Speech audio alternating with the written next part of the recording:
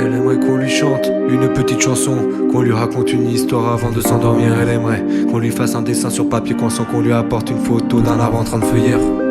Elle aimerait juste qu'on lui chante une petite chanson. Ouais.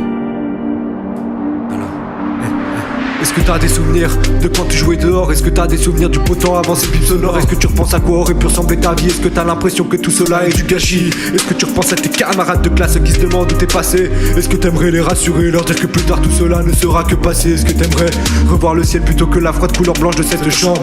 Est-ce que t'aimerais pouvoir te dire que tu feras la prochaine rentrée de septembre? Aimerais-tu que ce soit le ciel qui t'éblouit de bon matin?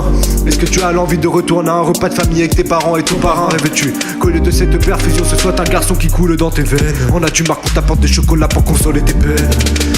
Mais tu es forte et c'est toi qui rassure tes parents malgré tes efforts. C'est papa qui tous les soirs sèche les larmes de maman. Ils se demandent le soir réunis de pourquoi cela arrive à toi. Ils s'expliquent et se disent pourquoi.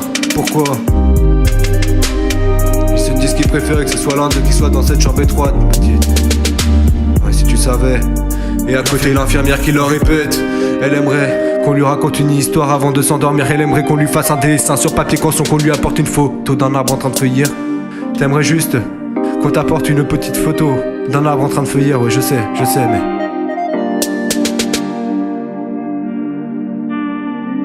t'aimerais éviter de devoir compter les jours, ne sachant pas la fin du compte à rebours. Pour te divertir, tu écoutes le bruit des tambours durant la fête nationale. Tu lis des messages d'abord qu'on t'a laissé en guise de carte postale. Et t'en as marre d'entendre le bruit de lits roulant passer dans le couloir. Tu te demandes si t'as raison de rassurer les gens, sachant qu'il n'y a plus d'espoir. Tu remarques qu'ils font payer pour avoir le droit à la télé. Tu te lèves en te demandant si on va venir te voir ou venir t'épauler. Alors je suis la petite voix dans tes oreilles qui vient te consoler. La petite voix qui veut éviter de laisser ta vie se consumer. Tu deviens folle car tout résonne dans cet endroit. T'entends les familles pleurer, pourtant être malade n'est pas être maladroit. Et t'entends une fois par jour une machine biper en continu. Tu fermes les yeux en te disant que la prochaine ce sera peut-être toi l'élu. Tu rêves de retrouver l'odeur de la lessive de ta maman. Tu rêves de pouvoir retrouver ta chambre, arrêter ses médicaments. Ouais, mais c'est pas facile, ouais je sais, c'est pas facile. Tu dois vivre avec. Et l'infirmière qui répète encore qu'elle aimerait simplement